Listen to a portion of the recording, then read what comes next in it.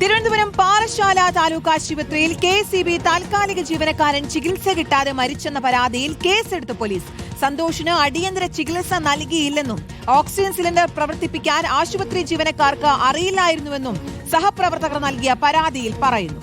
ആശുപത്രി അധികൃതർക്കെതിരെ നടപടി സ്വീകരിക്കണമെന്നാവശ്യപ്പെട്ടുകൊണ്ട് സഹപ്രവർത്തകർ രാത്രിയും പ്രതിഷേധിച്ചിരുന്നു. 46 കോടി രൂപ മുടക്കിക്കൊണ്ട് നവീകരിച്ച ആശുപത്രി അടുത്തിടെയാണ് മുഖ്യമന്ത്രി ഉദ്ഘാടനം ചെയ്തത്. സ്വാന്തന സാജു ഉണ്ട്. സ്വാന്തന, ഗുരുതരമായ ആരോപണങ്ങളാണ് ഈ സന്തോഷിന്റെ സുഹൃത്തുക്കൾ ഉന്നയിക്കുന്നത്. നമുക്ക് മനസ്സിലായിട്ടുള്ള കാര്യങ്ങൾ എന്താണ്? ശരിക്കും എന്താണ് സംഭവിച്ചത്? ഈ ആശുപത്രി അധികൃതരുടെ ഭാഗത്തു നിന്ന് എന്തെങ്കിലും തരത്തിലുള്ള വിശദീകരണം വന്നിട്ടുണ്ടോ?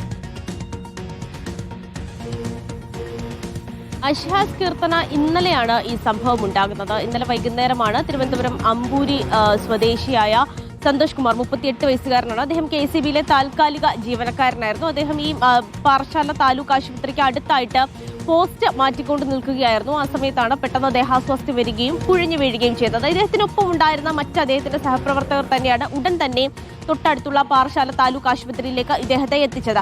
അവിടെ എത്തിച്ചതിന് ശേഷം ഇദ്ദേഹത്തിന് കൃത്യമായ ചികിത്സ കിട്ടിയില്ല എന്നുള്ളതാണ് അദ്ദേഹത്തിന്റെ പരാതി. ഇന്നലെ രാത്രി നമ്മൾ വൈകിയും ആ ആശുപത്രിയിൽ നടക്കുന്ന ആ പ്രതിഷേധമൊക്കെ തന്നെയും കണ്ടതാണ്. എന്തായാലും സംഭവവുമായി ബന്ധപ്പെട്ട നിലവിൽ പോലീസ് കേസ് എടുത്തിട്ടുണ്ട്. അത് സന്തോഷ് കുമാറിന്റെ സുഹൃത്തുക്കൾ നൽകിയ പരാതിയിൽ തന്നെയാണ് കേസ് എടുത്തിരിക്കുന്നത്.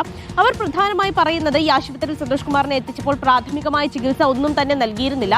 അദ്ദേഹം ആശുപത്രിയിൽ എത്തിച്ചപ്പോൾ മരണം സംഭവിച്ചിട്ടുണ്ടായിരുന്നില്ല. കൃത്യമായ ഒരു ഓക്സിജൻ സിലിണ്ടർ പോലും കൊടുക്കാൻ ആ സമയത്ത് അവിടെ ഉണ്ടായിരുന്ന ആളുകൾക്ക് അറിയുന്നുണ്ടായിരുന്നില്ല. അത് മാത്രമല്ല, ഇഞ്ചക്ഷൻ എടുക്കാൻ സിറിഞ്ചും സൂചിയും ഒക്കെ എടുത്തപ്പോൾ കൈ വിറയ്ക്കുന്ന അവിടുത്തെ ജീവനക്കാരെയാണ് കണ്ടത്. അങ്ങനെ ഒരു തരത്തിലുള്ള പ്രാഥമിക ചികിത്സയും നൽകാത്തതിനെ തുടർന്നാണ് അദ്ദേഹത്തിന് ജീവൻ നഷ്ടമായത് എന്നുള്ള ആരോപണമാണ് സുഹൃത്തുക്കൾ പറയുന്നത്. വലിയ പ്രതിഷേധത്തിന് എന്തായാലും ഇന്നലെ ആശുപത്രി സാക്ഷ്യം വഹിക്കുന്ന സാഹചര്യമാണ് ഉണ്ടായത്. പിന്നീട് പാറശാല CI അടക്കം അവിടേക്ക് എത്തി ഇവരെ അനുനയിപ്പിച്ച് പറഞ്ഞു വിടുന്ന ഒരു സാഹചര്യം കൂടി ഉണ്ടായി. എന്തായാലും നിലവിൽ ഇപ്പോൾ സന്തോഷ് കുമാറിന്റെ മൃതദേഹം അവിടുത്തെ മോർച്ചറിയിൽ സൂക്ഷിച്ചിരിക്കുകയാണ്. ഇതിപ്പോൾ പോസ്റ്റ്മോർട്ടം നടപടികൾ അടക്കം പൂർത്തിയായ ശേഷമായിരിക്കും എന്താണ് ഇദ്ദേഹത്തിന്റെ മരണത്തിലേക്ക് നയിച്ച കാരണം എന്നതടക്കം വ്യക്തമാകുകയുള്ളൂ. എന്തായാലും ഗുരുതരമായ ആരോപണം തന്നെയാണ് ആശുപത്രിക്കെതിരെ ഉയർന്നത്. പക്ഷേ ആശുപത്രി അധികൃതർ ഇതിൽ വിശദീകരിക്കുന്നത് അത്തരത്തിലൊരു ചികിത്സാ പിഴവ് ഉണ്ടായിട്ടില്ല എന്നുള്ള കാര്യം തന്നെയാണ്. കൃത്യമായി അദ്ദേഹത്തിന് ചികിത്സ നൽകിയിട്ടുണ്ട് എന്നുള്ള കാര്യം കൂടി ആശുപത്രി അധികൃതർ എന്തായാലും ഇതുമായി ബന്ധപ്പെട്ട വിശദീകരിക്കുന്നുണ്ട്. ഇതിനിപ്പോൾ പോസ്റ്റ്മോർട്ടം റിപ്പോർട്ട് അടക്കം ഇതുമായി ബന്ധപ്പെട്ട് വരേണ്ടതുണ്ട്. ഇതിൽ മറ്റൊരു പ്രധാനപ്പെട്ട കാര്യം, ഈ പാറശാല താലൂക്ക് ആശുപത്രി നേരത്തെ സൂചിപ്പിച്ചതുപോലെ തന്നെ ഈ ഇടയ്ക്കാണ്